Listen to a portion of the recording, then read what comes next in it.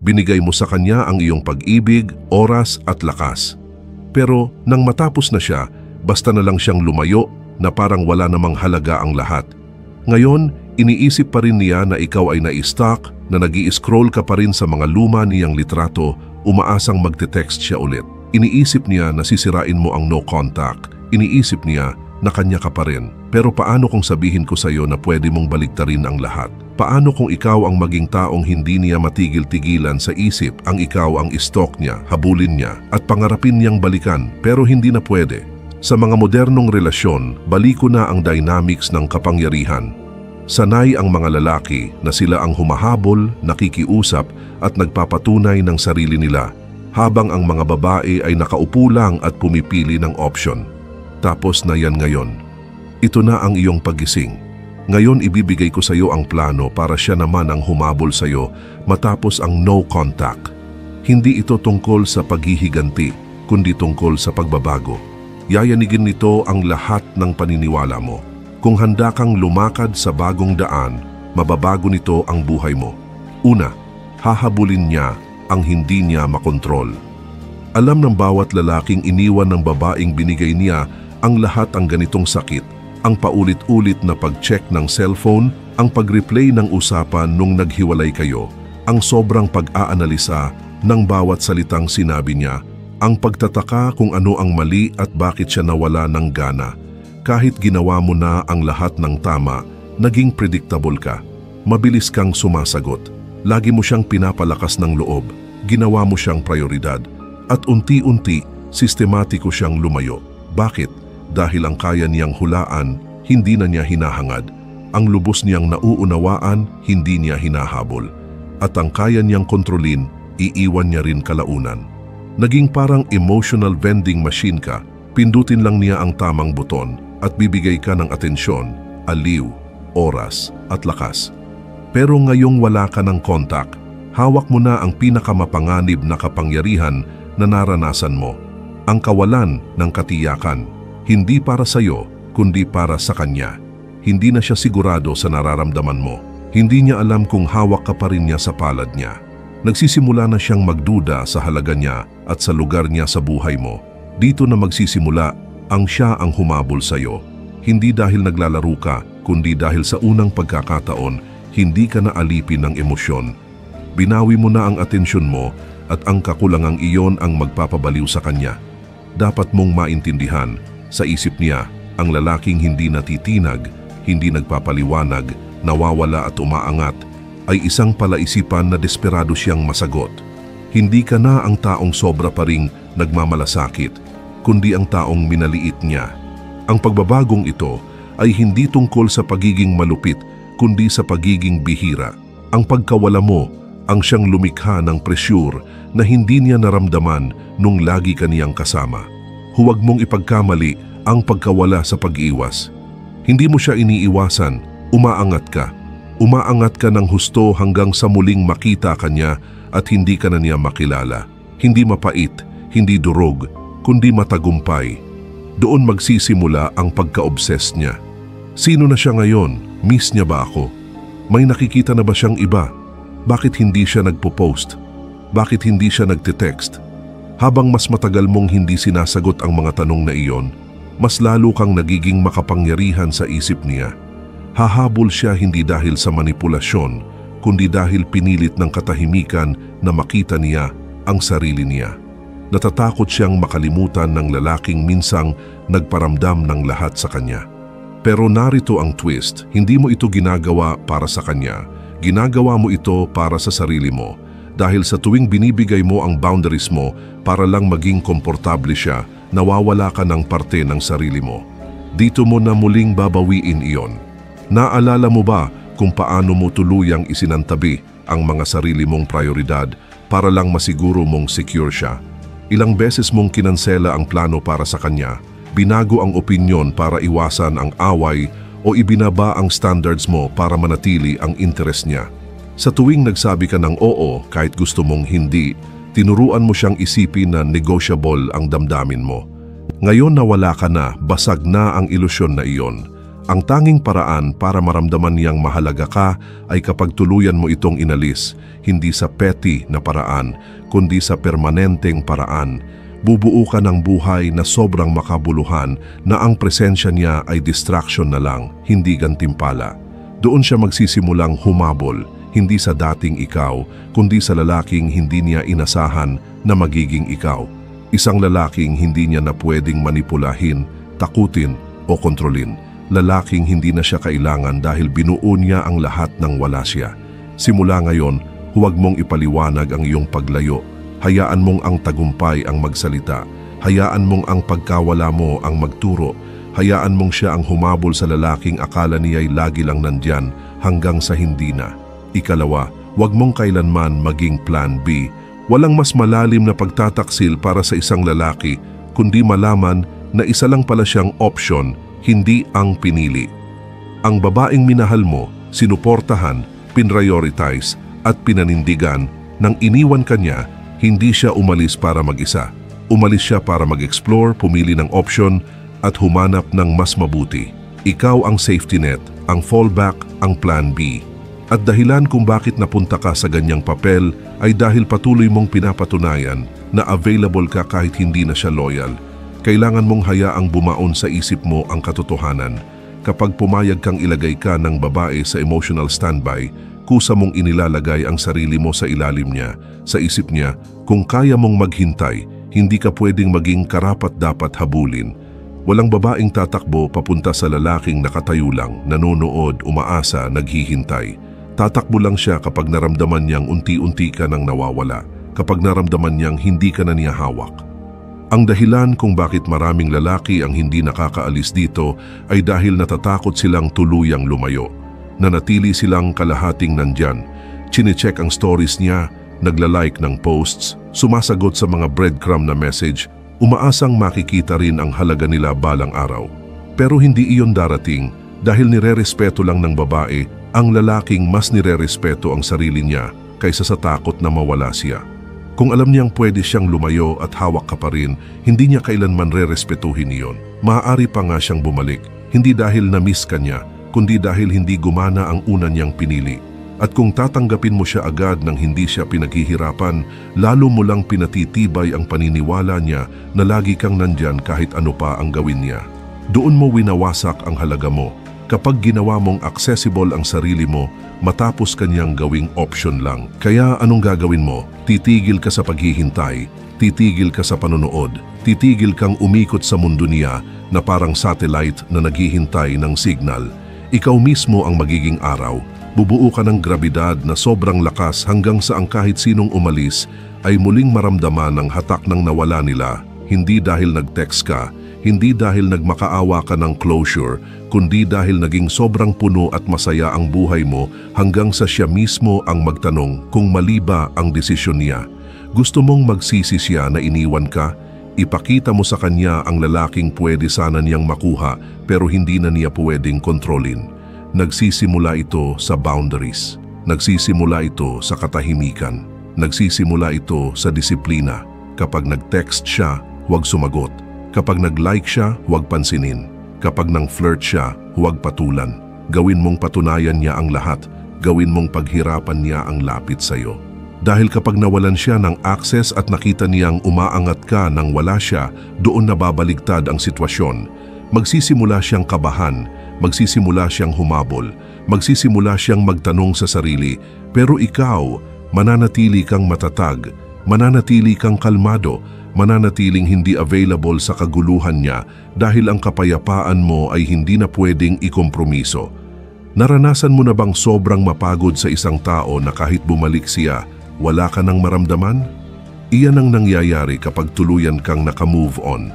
Iyan ang dapat mong layunin, hindi para makuha siya ulit, kundi para maging sobrang kumpleto, sobrang sagana, at sobrang makapangyarihan na ang pagbabalik niya ay hindi gantimpala, kundi istorbo.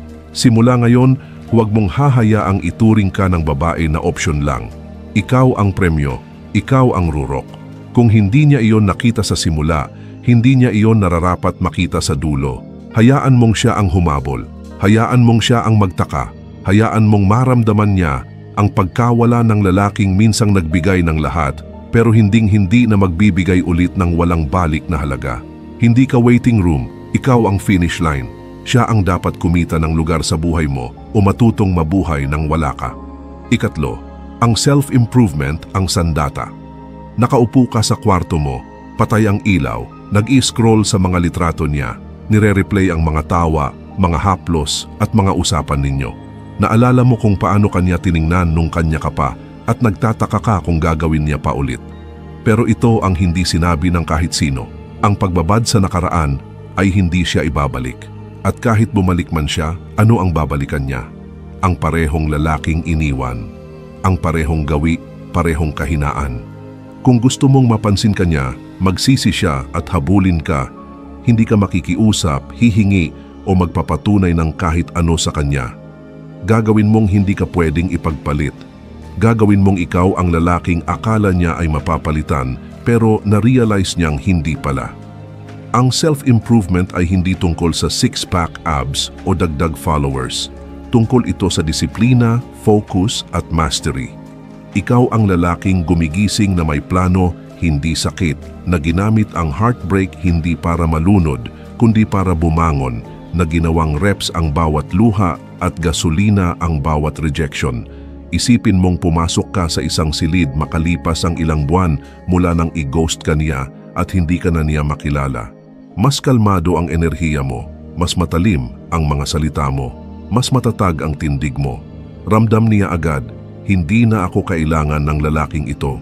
Muling binuo niya ang sarili niya. At ang takot na hindi na siya mahalaga sa lalaking minsan ay kanya, iyan ang magtutulak sa kanyang humabol. Pero walang mangyayari rito kung hindi ka mananagot. Oo, nasaktan ka niya. Oo, iniwan ka niya.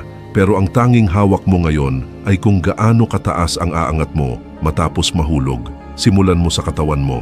Pwedeng magsinungaling ang isip pero hindi ang katawan. Sanayin ito, pakainin ng tama, panoorin itong mag-evolve. Doon susunod ang isip mo. Magbasa araw-araw, putulin ang distractions, patayin ang cellphone at isulat ang hinaharap mo linya kada linya. Magtakda ng goals na nakakatakot at sugurin ang mga iyon na parang nakasalalay ang buhay mo dahil nakasalalay nga.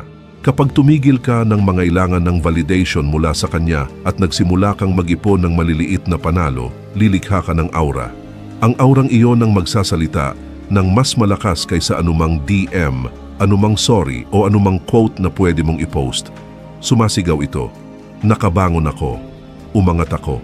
Ngayon, ang nakakaakit lang sa akin ay ang umaayon sa halaga ko. Naranasan mo na bang sobrang tutok sa sarili mo na nakalimutan mo nang i-check ang story niya? Doon nakatira ang kapangyarihan. Doon babaligtad ang sitwasyon. Doon ka dadaan sa harap niya, malinis, determinado, kontrolado at mararamdaman niya ito sa kaluluwa niya. Hindi ka na matitinag dahil ang paglalakbay na ito ay hindi tungkol sa paghihiganti. Tungkol ito sa muling pagkabuhay na wala sa kanya ang lalaking nagmahal sa kanya. Nakikita niya ngayon ang lalaking nagmamahal sa sarili. At iyon ang hindi niya kayang tapatan. Ang self-improvement ay hindi pansamantala. Hindi ito phase. Ito na ang bagong baseline mo. Ang buhay na bubuuin mo mula sa sakit na ito ay magiging pamantayan ng lahat. Pero mangyayari lang kung sisimulan mo ngayon. Wala nang scrolling, wala nang paghihintay. Bumangon ka, mag-training, magtayo, mag-evolve. Hayaan mong maramdaman ng mundo ang pagkawala mo hanggang sa matutunan nilang paghirapan ang presensya mo. Hayaan mong matutunan niya ang pinakamahirap na aral. Ang lalaking nawala niya ang siya ngayong lahat ng hinahangad niya nang wala siya. Ika-4, social proof ang sisira sa kumpiyansa niya. Darating ang sandali, mga araw, linggo o buwan matapos ang no contact, na madadaanan niya ang profile mo. At sa unang pagkakataon, tatama sa kanya. Hindi ka na-stuck, hindi ka naghihintay, naka-glow up ka, nakangiti ka, at hindi ka nag-iisa. Yung isang post, isang litrato, isang story, iyon ang sisira sa kanya dahil ngayon nakikita niya na may ibang mga babae na natatawa kasama ka, napapansin ka, nakikitang nasa tabi mo, biglang yayanig ang pedestal na minsan niyang inakyat. Kailangan mong maintindihan, hindi lang takot ang babae na mapalitan, takot siyang makalimutang publiko. Kapag na-realize niya na nagpatuloy ang buhay mo nang wala siya, at hindi lang basta nagpatuloy kundi gumanda pa, magsisimula siyang kabahan. Sa isip niya, inaasahan niyang mahihirapan ka, inaasahan niyang guguho ang mundo mo. Pero ngayon nakikita ka niya sa litratong iyon, malinis ang gupit, may kumpiyansa ang tindig, napapaligiran ng enerhiya na sumisigaw, nakabangon na ako. Doon niya marirealize na baka nagkamali siya. Ito ang totoo. Hindi mangyayari ito kung nagtatago ka, kung nag-ghost ka dahil sa sakit, kung dinidelete mo ang posts para hindi ka makita. Kailangan mong baliktarin ang script. Ipakita mo ang buhay mo, hindi para sa kanya, para sa iyo. Ang social proof ay hindi tungkol sa pag-flex. Tungkol ito sa pagpapakita ng katotohanan. Mas mabuti ka na. Nag-e-evolve ka. Napapansin ka. Hindi ka na umiikot sa emotional niyang galaxy. Ikaw na mismo ang araw. Naranasan mo na bang mag-post ng simple lang tulad ng nasa rooftop dinner ka o palabas ng gym? At bigla na lang niyang like ka ng story mo, mag-comment o mag-text out of nowhere. Hindi iyon coincidence. Ego check iyon. Tinetest niya kung naka-move on ka na, kung may pumalit na sa kanya. Habang mas hindi siya sigurado, mas nagiging desperado siya. Pero ito ang mission mo. Huwag kagatin, huwag magpaliwanag, huwag mahulog sa bitag. Tuloy-tuloy lang sa pag-angat. Mag-post ng may saysay. Maging intentional. At higit sa lahat, gawin ito ng totoo. Huwag magpanggap ng kaligayahan. Bumuo ka ng buhay na ipinagmamalaki mo, kahit wala ang atensyon niya. Kung gusto mong umikot ang isip niya, ipakita mong hindi ka na umiikot sa kanya. Ipakita mong ang lalaking akala niya'y kailangan siya para sa kumpiyansa, ngayon ay pinupuri, hinahabol at binibigyang halaga ng iba. At hindi mo man lang siya pinapansin. Doon sisimulang pumasok ang pagdududa. Doon siya magtatanong. Doon magsisimula ang habulan. Dahil walang babaeng gustong makita na ang lalaking iniwan niya ang siya ngayong pinipili ng lahat ng ibang babae. Hayaan mo siyang manood. Hayaan mong maramdaman niya. Hayaan mong pagsisihan niya. Pero ikaw, manatiling composed, manatiling umaangat. Hayaan mong ang buhay mo ang magsalaysay at babasahin niya iyon araw-araw kahit hindi mo siya sagutin. Ikalima, ang ambiguity ay magnetic. Kung kaya kaniyang hulaan, kontrolado ka niya. Kung alam niya ang iniisip mo, kung kailan ka magte-text, kung ano ang sasabihin mo, hindi ka na misteryo. Isa ka na lang routine. Isa ka na lang kabanata na akala niya'y nabasa na niya. Sa isip niya, kapag naniniwala siyang figured out ka na, naliligaw na ang atensyon niya. Hindi man niya sinasadya, primal ito. Ang katiyakan ay pumapatay sa curiosity. At ang curiosity ang nagpapapula ng desire. Dito natatalo ang karamihan sa mga lalaki dahil sobrang available, sobrang bukas, sobrang paliwanag. Iniisip mo na ang honesty ay ibig sabihin mo lahat. Iniisip mo na ang loyalty ay full transparency. Pero ang ginagawa mo ay tinatanggal ang mismong edge na kinahiligan niya nung una, ang excitement nung hindi niya alam kung paano ka magre-react, kung saan siya nakatayo, nung ramdam niya ang hatak ng atensyon mo nang hindi sigurado kung hawak niya talaga ang puso mo. Iyon ang spark at pinatay mo iyon sa sobra mong pagbubukas. Lagi kang may update, mabilis kang sumasagot. Lahat ng galaw mo, pinaliwanag mo. Ngayon, wala na siyang challenge at kapag walang challenge, naboboring siya. Kaya paano mo ito aayusin sa pagbabalik ng unpredictability, hindi sa pamamagitan ng laro, kundi sa pamamagitan ng pamumuhay ng may saysay. Huwag mong gawing nakasentro ang schedule mo sa mga message niya. Huwag kang magbigay ng previews ng araw mo na parang nakasubscribe siya sa newsletter. Maging intentional sa presensya mo at maging madalang sa paliwanag. Hayaan mong magtaka siya kung bakit hindi ka sumagot. Hayaan mong siya ang mabahala sa katahimikan. Hayaan mong tanungin niya ang sarili kung iniisip mo pa ba siya o nagiging alaala na lang siya.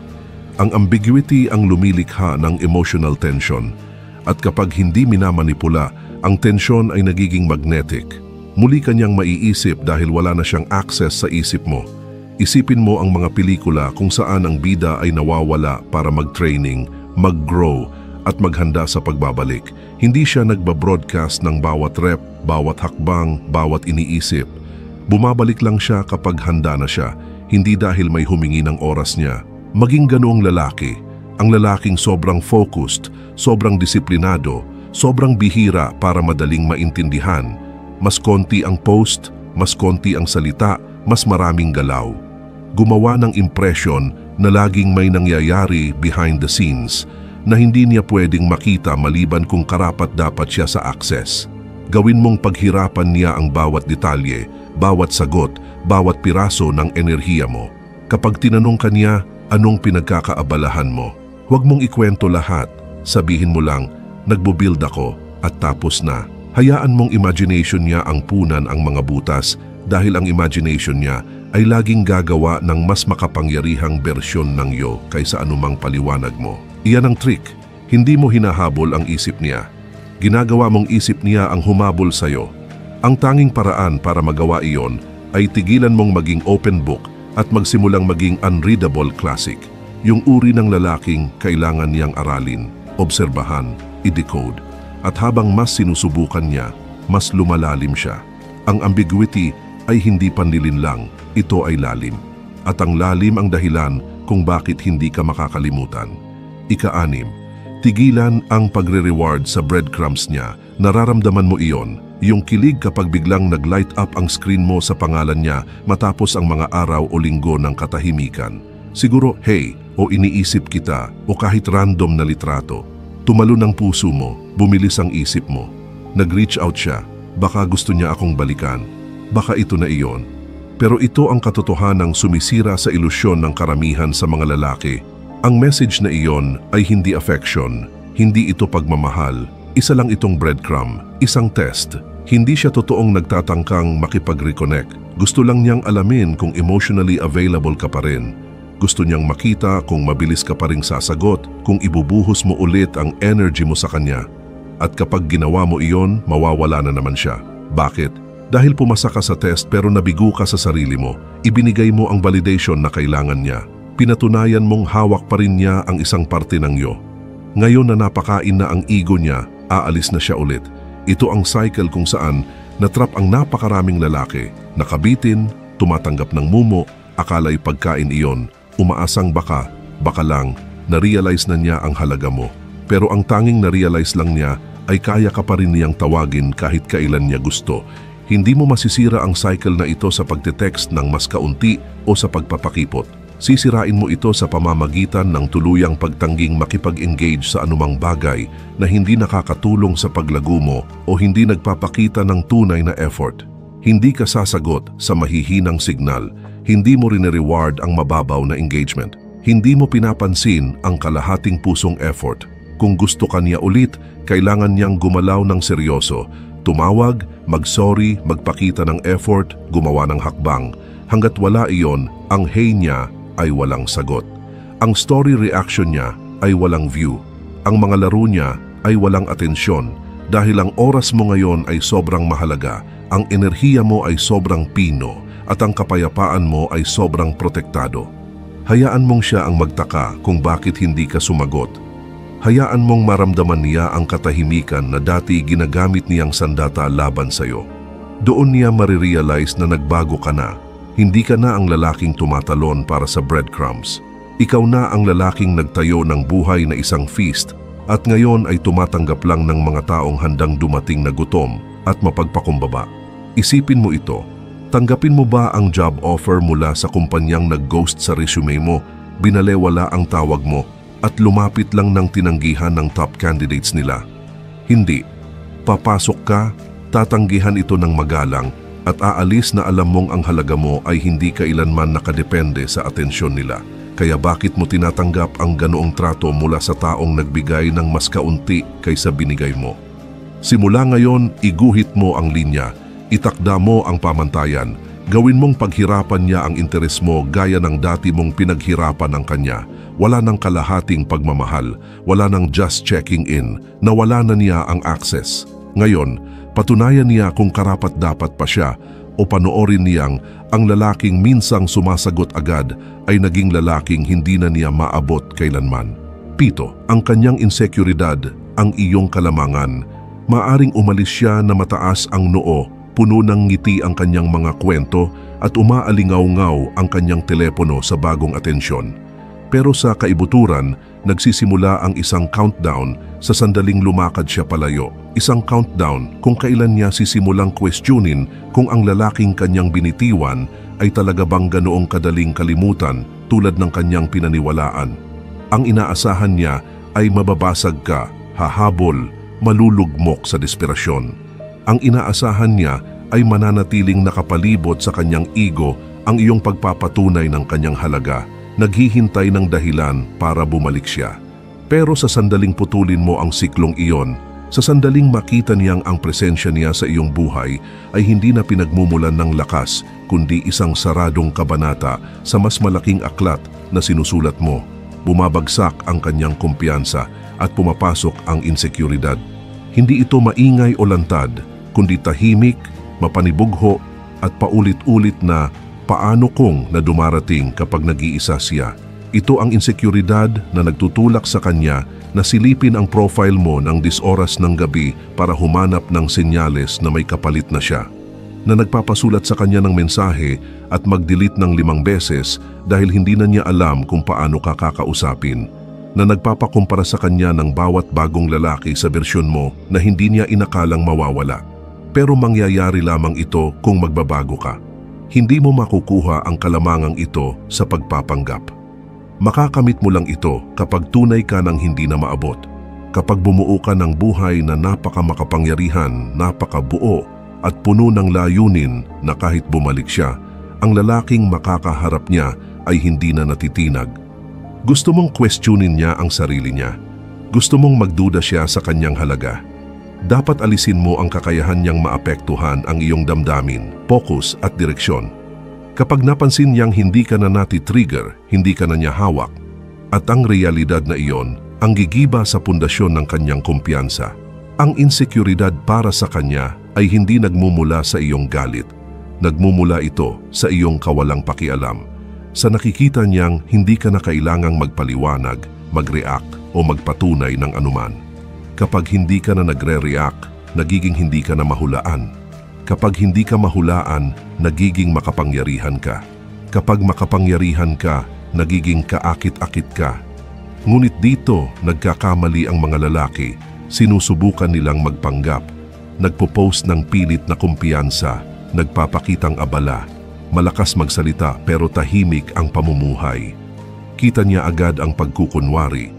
Hindi iyon kapangyarihan, iyon ay palabas. Ang tunay na kalamangan ay nagmumula sa kapayapaan. Mula sa kaalaman na ibinigay mo ang lahat ng makakaya mo at naglakad palayo, hindi dahil natalo ka, kundi dahil nilampasan mo na ang dating bersyon ng sarili mo na nangangailangan sa kanya. Iyon ang lalaking magiging obsession niya. Iyon ang lalaking hahabulin niya. At ang ironya, sa oras na siya ang magsimulang humabol, madalas iyon ang oras na marirealize mong hindi mo na siya gusto. 8. Manatiling kalma. Kapag sinusubok ka niya, darating ito, ang pagsubok. Sa oras na hindi mo inaasahan, bigla siyang magpaparamdam. Hindi para muling kumonekta, kundi para makita kung emosyonal ka pa rin kanya. Magpapadala ng simpleng mensahe, isang kanta, magre-react sa iyong story, o magpo-post ng selfies at stories na malinaw na para sa iyo. Hindi dahil namimiss ka niya, kundi dahil gusto niyang makita kung kaya ka pa rin niyang kontrolin. Ito ang pagsubok na dapat mong ipasa, hindi sa galit, hindi sa laro, kundi sa pagpipigil, sa poise at sa hindi matinag na pagdidetach. Ang tunay niyang sinusubok ay ang iyong paglago. Nagtatanong siya kung ikaw pa rin ba ang parehong lalaking kaya niyang pasayawin gamit lang ang isang salita, isang tingin o isang text. Alam ito ng bawat lalaking dumaan sa no contact. Ang sandali na mabibitag kang makipagbalik loob, muling ipaalala sa kanya na mahalaga pa rin siya, muling ipakita na nagmamalasakit ka. Pero tanungin mo ang sarili mo, ano ba ang pinapatunayan mo at para kanino? Hindi siya nag-check noong basag ka, noong nagdududa ka sa sarili mong halaga, noong binubuo mong muli ang iyong espiritu sa dilim. Kaya ngayong maliwanag na muli at iba ka nang gumalaw, bakit siya pa ang may karapatang subukan ang progreso mo na para bang laro lang? Hindi. Ito ang sandali na panindigan mo ang linya. Hindi ko ibig sabihin ay manahimik dahil sa puot, kundi dahil sa paggalang sa sarili, dahil sa pagkilala na ang kapayapaan mo ay hindi na pwedeng galawin. Kapag tinangka niyang guluhin ka, huwag mo na lang patulan. Hayaan mo siyang sumigaw sa kawalan. Hayaan mo siyang umakit at panoorin mong hindi ka pumapansin. Ang tunay na lakas ay hindi nasusukat sa konfrontasyon, nasa pagpipigil ito. Sa kakayahang piliin ang kapayapaan kaysa ang pagpapatunay. Kapag hindi ka nag-react, kapag nanatili kang kalmado, nakapokus at walang pakialam, doon baliktad ang laban. Siya ang nagsisimulang malito. Siya ang nagsisimulang magduda. Siya ang nagsisimulang sumubok ng mas matindi, umaasang bibigay ka. Kapag hindi ka bumigay, siya ang mababasag dahil ang lalaking kaya niyang manipulahin noon ay wala na. Ang binatang dati sumasagot agad-agad ay isa na ngayong lalaking masyadong nakapokus para matinag. Naiintindihan niyang hindi na niya hawak ang emosyon mo. At ang pagkawala na iyon, ang emosyonal na kalayaan, ang hindi matinag na kontrol, hindi mo iyon nakuha sa pagbabasa ng libro o pakikinig sa mga guro. Nakuha mo iyon sa pagupo kasama ng iyong sakit, sa pagtangging bumigay, sa muling pagbangon ng walang kapaitan. Ngayon, ang katahimikan mo ay hindi nagmumula sa galit, nagmumula ito sa mastery. Kapag napagtagumpayan mo ang sarili mo, wala nang pagsubok na makakaundo sa iyo. Walang mensahe ang makakahila sa iyo pabalik. At habang mas tumatagal kang kalmado, mas lumalakas ang tensyon. Mas nararamdaman niyang hindi kanya kayang galawin. Walang mas nakakapagpahabol sa isang babae kaysa sa lalaking nananatiling hindi matinag kahit ibato niya ang lahat ng emosyonal na pasabog niya. Kaya tandaan mo ito, bawat pagsubok ay imbitasyon pabalik sa kung sino ka dati. Ang trabaho mo ay tanggihan ito sa bawat oras, may grasya, may lakas, at may tingin sa mata na nagsasabing, hindi na ako ang lalaking iniwan mo. Siyam, hindi ka na ang parehong lalaki. Umalis siya sa paniniwalang mananatili kang pareho, na maiiwan ka sa bersyon ng sarili mo na kilala niya. Sabik, reaktibo, laging available. Lumakad siya palayo ng puno ng kumpiyansa dahil noong huli kanyang nakita, nakasayaw ka pa rin sa kanyang emosyonal na ritmo, naghahanap pa rin ng kanyang pag-apruba, umaasa pa rin na maayos ang sirang relasyon. Pero lumipas ang panahon at nagbago ka, hindi para sa kanya kundi para sa sarili mo. Nagising ka sa brutal na katotohanan na ang pagiging mabuting lalaki nang walang boundaries ay hindi sapat. Na ang pag-ibig na walang respeto sa sarili ay wala kundi emosyonal na pagkaalipin. Kaya bumuo ka muli, nag-gym ka hindi lang para gumanda ang katawan, kundi para lumakas. Tinalikuran mo ang mga distraksyon hindi lang para maging mas focus, kundi para protektahan ang iyong enerhiya. Pinalibutan mo ang sarili mo ng mga hamon, ambisyon at disiplina. Sa bawat araw na lumipas, unti-unting namatay ang lumang bersyon mo hanggang isang araw, tumingin ka sa salamin at hindi mo na nakilala ang lalaking nakatitig pabalik. Mas matalim, mas kalmado, mas uhaw. At higit sa lahat, hindi ka na nangangailangan sa kanya. Iyon ang bersyon na hindi niya inakalang iiral. Kaya noong nag-check-in siya, nagpadala ng mensahe, o kahit nang makita kanya sa pagkakataon, naramdaman niya ito, ang pagbabago, ang lamig, ang paglago, ang pagkahinog. Hindi ka na ngumingiti ng pareho, hindi ka na lumalapit, hindi ka na nagpapasunod. At iyon ang higit niyang kinatatakutan dahil ngayon, sa unang pagkakataon, siya ang hindi sigurado. Siya ang humahabol. Siya ang sumusubok unawain ang lalaking hindi na umiikot sa kanyang pagpapatunay. Dito tuluyang nababaliktad ang dynamics, hindi dahil inensayo mo ito, kundi dahil pinaghirapan mo. Maaring pareho pa rin ang itsura niya, paraan ng pagsasalita at taktika, pero hindi ka na pareho. Hindi ka na bumabagsak sa breadcrumb texts, hindi ka na nadadala sa paulit-ulit na argumento, hindi ka na naghahanap ng closure dahil natagpuan mo ang kapayapaan sa loob mo. At ang kapayapaan na iyon ang dahilan kung bakit ka delikado. Ang babaeng akala niya ay maaari niyang iwanan at balikan kung kailan niya gusto, ay kailangan ngayong humarap sa lalaking hindi na niya maaabot. Hindi dahil binlock mo siya, kundi dahil umangat ka na lampas sa kanyang abot. Ang katotohanang iyon ang hindi matatawarang paglago. Iyon ang gigiba sa kanya. Iyon ang magpapahabol sa kanya. Pero sa oras na yon, hindi ka na naghahabol sa kanya, naghahabol ka na ng greatness. At kung gusto niyang maging bahagi ng paglalakbay na iyon, dapat niyang patunayan na nagbago rin siya, hindi sa salita, kundi sa gawa. Kung hindi, mananatili siyang eksakto kung saan kanya iniwan, at ikaw, sobrang layo na para bumalik. Kung umabot ka na rito, malamang alam mo na sa loob mo na hindi ka na pwedeng magpatuloy sa parehong ginagawa at asahan ng ibang resulta. Nagtiis ka na, nagbigay ka na ng maraming pagkakataon. Tinanggap mo na ang kawalang galang na tinakpan bilang kalayaan. Pero ngayon, oras mo na, pumili ka.